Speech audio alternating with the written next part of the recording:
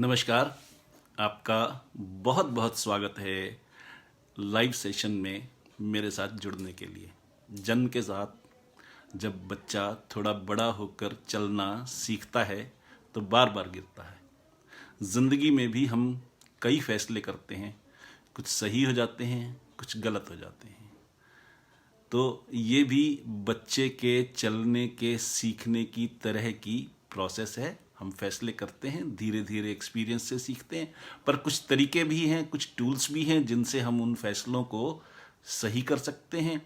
और हमारे आसपास जो लोग ये कहने वाले हैं कि ये नहीं होगा, उनसे कैसे निपटें। तो आज हम इसी टॉपिक पर बात करेंगे। एक बार फिर बहुत स्वागत है आपका हमारे प्रोग्राम जीत आपकी में। इस प्रोग्राम में हर हफ्ते रविवार की शाम हम एक नया टॉपिक लेकर हाजिर होते हैं। हमारा आज का टॉपिक है सही फैसला कैसे करें। मैं हूं पीके खुराना। मैं एक integrated success and happiness coach हूं, यानी मैं यह ट्रेनिंग देता हूं कि हम सफल कैसे हों और सफलता के साथ साथ सच्ची खुशी कैसे हासिल करें।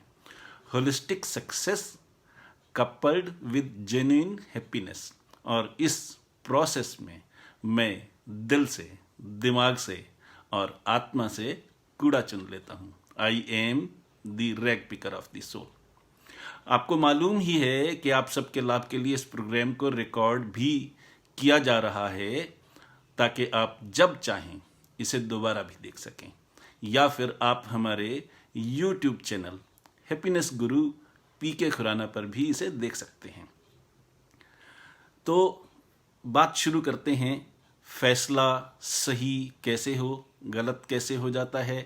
तो पहली चीज़ तो यह है कि हम समस्या को एनालाइज करें, सही समस्या तक पहुँचें, समस्या को डिफाइन करें और ये देखें कि हम कोई भी काम करना चाहते हैं वो क्यों करना चाहते हैं, उसके पीछे हमारा उद्देश्य क्या है। ये दो चीज़ें क्लियर हो जाएं तो हमारा फैसला सही होने के चांसेस बहुत ज़्यादा हैं।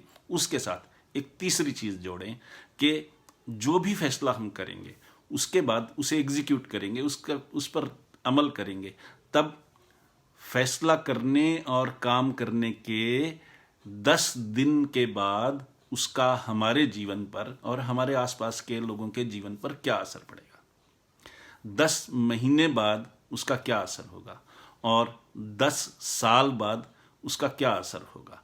तो ये एनालाइज जब आप कर लेते हैं तब ये समझ में आता है कि आपका फैसला सही होने के चांसेस कितने ज़्यादा हैं। तो ये एक बहुत छोटा सा टूल था। रतन टाटा जी जो ज़िंदगी में अब बिलियनियर हैं और उन्होंने जैगवार जैसी इंटरनेशनल कार कंपनी को भी खरीदा, उस वक्त बड़े सवाल हुए। बहुत लोगों ने उन्हें कहा कि ये तो आपके पतन की शुरुआत हो सकती है। तो उनसे इंटरव्यू में पूछा गया कि आप अपना फैसला कैसे लेते हैं, किस आधार पर लेते हैं। तो उन्होंने कहा फैसला न तो सही होता है न गलत होता है। सुनिए दोबारा, उन्होंने कहा कि फैसला न तो सही होता है न गलत होता है। मैं फैसला लेता हूं और फिर उसे सही साबित करने में जुट जाता हूं, तो फैसला सही हो जाता है। तो आप भी ये देखें आपका ऑब्जेक्टिव क्या है, लक्ष्य क्या है, उसको डिफाइन करें, उसमें रिसोर्सेज क्या चाहिए वो तय कर लें, उसकी चेकलिस्ट बना लें। और कहीं किसी से सहायता लेनी हो, कुछ और रिसोर्सेज इकट्ठे करनी हो, कोई आपको अपस्किलिंग की ज़रूरत हो या रीस्किलिंग की ज़रूरत हो, वो करें और फैसला लें और काम शुरू कर दें। तो बड़ी सीधी सी बात है कि आपकी सफलता के चांसेस बहुत ज़्यादा बढ़ जाएंगे। हाँ, कुछ फैसले फिर भी गलत हो सकते हैं, आप उसको रूल आउट नहीं कर सकते, पर सफलता के चांसेस बहुत बढ़ जाएंगे। नंबर 1। नंबर 2, मेरे पिताजी ने मुझे एक सबक सिखाया था, जो सबक मैं आप सबके साथ शेयर करना चाहूँगा कि जब कभी भी आप कोई फैसला लेते हैं तो अक्सर आपके आसपास के लोग ये कहते हैं नहीं नहीं दिस वोंट वर्क, ये फैसला काम नहीं कर पाएगा, ये सही नहीं है। तो मेरे पिताजी क्या कहा करते थे, हम छोटे होते थे तो कागज़ के रॉकेट बनाया करते थे और रॉकेट बना करके उनको उड़ा दिया करते थे। या जब हम छोटे थे बारिश के दिनों में कागज़ की नाव बनाते थे और गलियों में जो पानी भर जाता था उसमें वो नाव चलाया करते थे।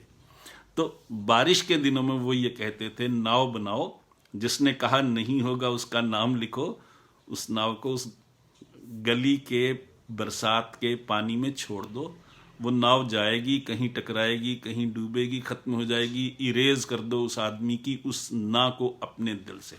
उस ना की औकात उतनी सी ही है कि वो गली में बरसात के पानी में चलने वाली कागज के नाव की कीमत के बराबर है।